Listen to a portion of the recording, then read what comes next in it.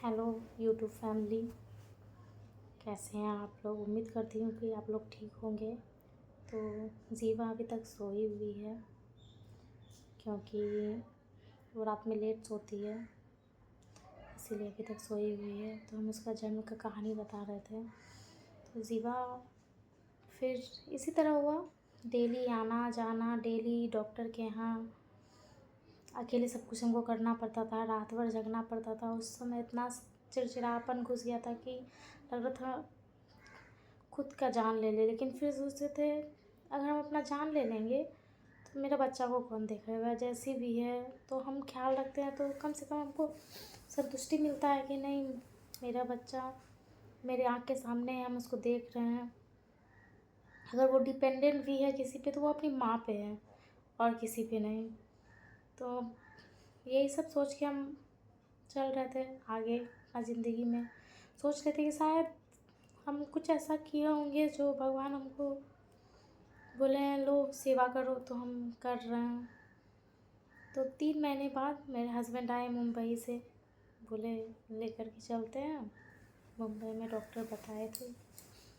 तो जाने से पहले भी उसका तबीयत ख़राब हो गया तो डॉक्टर को गए दिखाने। बोले सर मेरा कल ट्रेन है और तबीयत ख़राब हो गया है। तो डॉक्टर कुछ दवाई दिए, बोले ये 2 दिन के लिए ठीक है, लेकिन वहाँ जैसे जाओगी तो डॉक्टर से दिखा लेना, इसका तबीयत ख़राब है।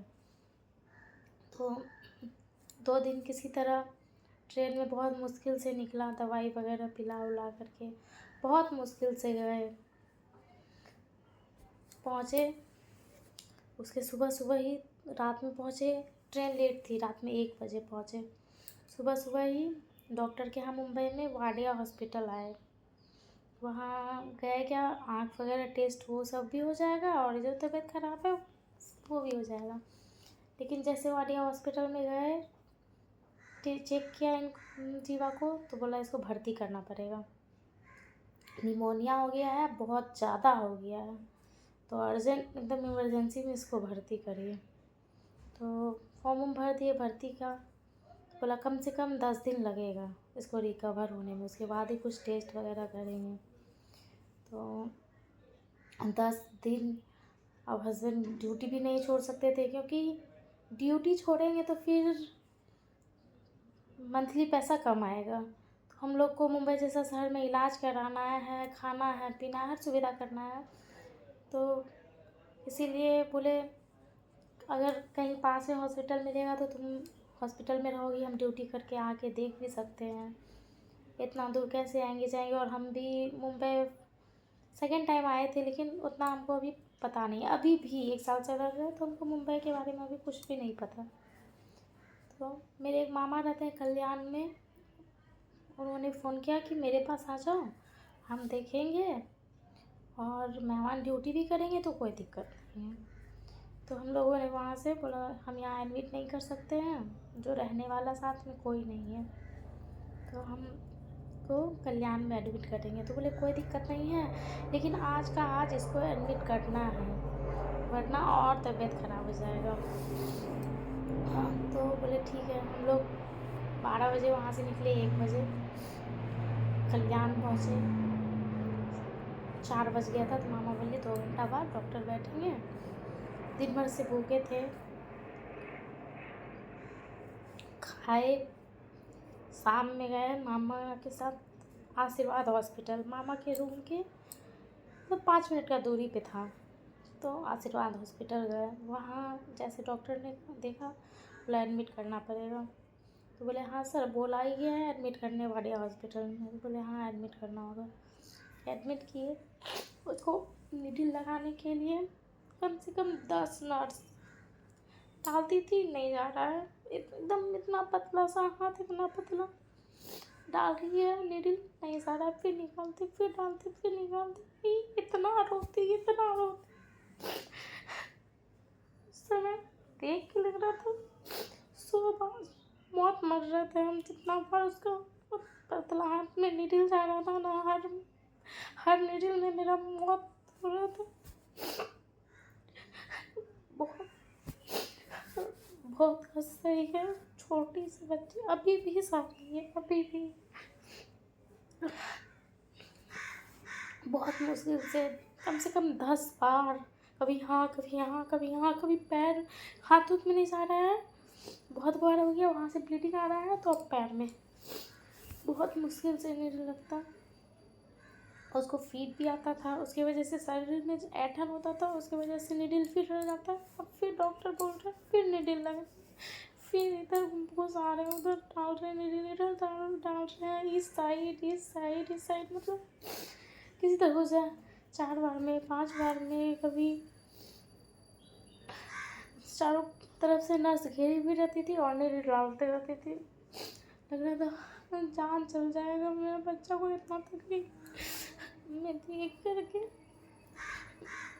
स्लाइन चल रहा था, स्लाइन भी नहीं चढ़ने देते थे। फिर 10 दिन काटना था, 10 दिन उसी हॉस्पिटल में बंद गुजारा। मेरे मामा ने बहुत सपोर्ट किया, बहुत ध्यान रखा।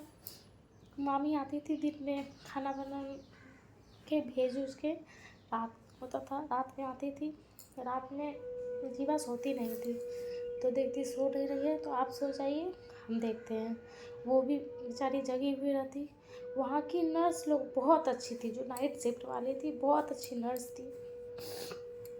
वो देखती कि नहीं सो रही है तो कभी कभी बोलती कि मैम आप जाइए 10 मिनट सो जाइए, दीजिए हम थोड़ा देखते हैं, हम ऐसे भी जगह ही रहेंगे, जैसे हम देखते हैं। तो थोड़ा हिम्मत लगता है, बोलता है कि अनजान हो करके मेरा हेल्प कर रही है। सुबह जैसे आती ये नेबुलाइज़र करने के लिए, तो हम सोए हुए रहते, जैसे उठते बोलते नहीं आप सो रही हैं, हम नेबुलाइज़र कर लेंगे, आप सोइए आराम करिए। रात भर सोए नहीं हैं, ऐसे करके एक दिन बीतता था, एक दिन। फिर 10 दिन हुआ, थोड़ा सा रिकवर हुई, डॉक्टर ने डिस्चार्ज किया और बोला इसको निमोनिया हमेशा होगा, ऐसा बच्चा को जो ये बच्चा कभी ठीक नहीं हो सकती है, ऐसे ही रहेगी ज़िंदगी भर, ये ऐसे ही रहेगी। हाँ, लेकिन अगर आपको टेस्ट करने के लिए बोला गया है तो आप टेस्ट कराइए, लेकिन ये ठीक नहीं हो सकती है। तो मन बहुत हारी है, बहुत हारी है मन, लेकिन बोले चलो जो होता है देखा जाएगा आगे, कोई दिक्कत नहीं है। तो गए पहले, उन्हीं डॉक्टर ने बताया कि यहाँ आँख का टेस्ट कराइए, इधर कान का, फिर MRI का, उन्होंने ही बताया। तो गया सबसे पहले कान का टेस्ट कराने के लिए। कान का टेस्ट किए तो वहाँ पे आया क्या नहीं सुनती है, तो मन में बहुत खुशी हुआ, कुछ तो पॉजिटिव आया। फिर गए आँख का टेस्ट कराने के लिए। आँख का टेस्ट कराने गए तो वहाँ पे बताया कि देखती है, लेकिन एक प्रॉब्लम है कि इसका आपको रेटिना का भी चेक कराना होगा, क्योंकि इसका रेटिना के पास एक तिल जैसा है, अगर वो तिल बढ़ेगा तो आगे जाके दिक्कत हो सकता है, आगे इसका आँख का रोशनी जा सकता है। तो उस रेटिना का भी आपको चेक कराना होगा, ऐसे ये देख रही है अभी।